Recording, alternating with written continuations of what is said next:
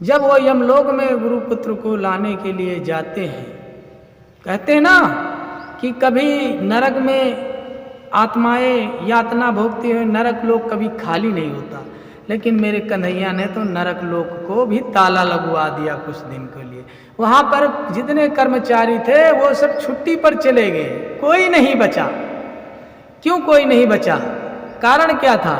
जब उन्होंने अपने गुरुपुत्र को लाने के लिए गए तो यमलोक में पहुंचे तो शंख ध्वनि की, और शंख ध्वनि करने से सारे नरक की यातना भोगने वाले नरकी पुरुष पवित्र हो गए, पुण्य आत्मा हो गए। वो सब स्वर्ग को दिव्य विमानों पर चढ़कर चले गए। इस प्रकार से जब भगवान वहां पर शंख ध्वनि करने लगे तो यमराज के दूतों ने भागते हुए जल्दी जल्दी जाकर के यमराज से कहा कि प्रभु जल्दी से चलो, वहां पर दो पुरुष आए हुए हैं।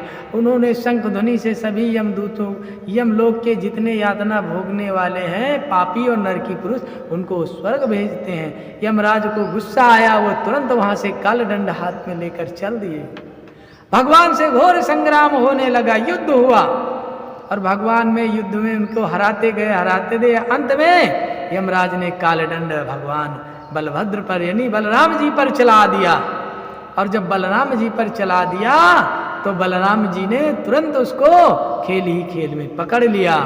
और जब कालदंड पकड़ लिया और जब ही कालदंड को लेकर के बलराम जी ने यमराज पर चलाया तो ब्रह्मा जी बीच में आ गए और उन्होंने कहा, रे रुको, ऐसा मत करो अनर्थ, वरना सारी व्यवस्था खराब हो जाए।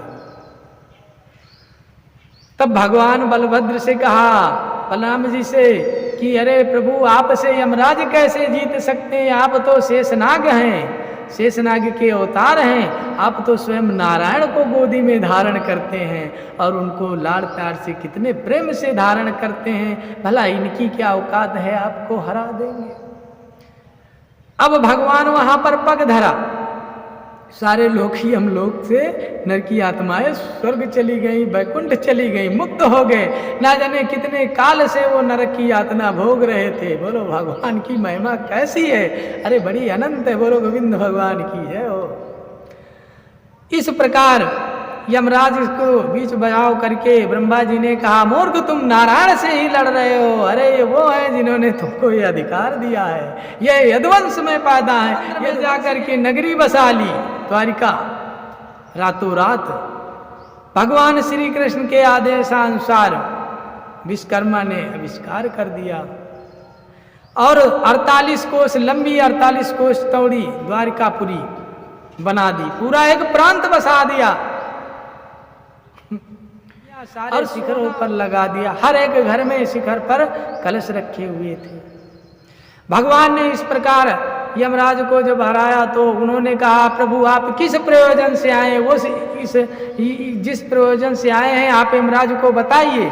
तो भगवान ने कहा, मैं अपने गुरुपुत्र की आत्मा को लेने। ब्रह्मा जी ने कहा, जो प्रभु का आदेश है उसका पालन करो। यमराज ने भगवान की जो भगवान श्री कृष्ण के गुरुपुत्र हैं उनकी आत्मा को दिया और प्रभु ने उनकी आत्मा को लिया और फिर शंखनाद कर दिया कि जितने यमलोक की यातना भोगती हुई आत्माएं हैं वो सब पवित्र होकर स्वर्ग चली जाएं। सारी आत्माएं पवित्र हो गई।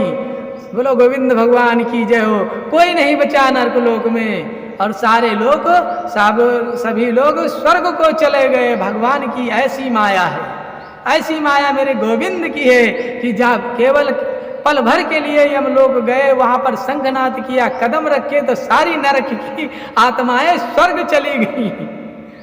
अब वहां पर कोई नहीं बचा, सारे लोग फ्री हो गए, चैन से सोए। कम से कम कुछ काल तक अपने परिवार वालों के साथ रहे होंगे वहां के दूत लोग। तो ये भगवान की कृपा है कि जो यातना भोगते वो भी सुखी और जो ड्यूटी करते वो भी सुखी।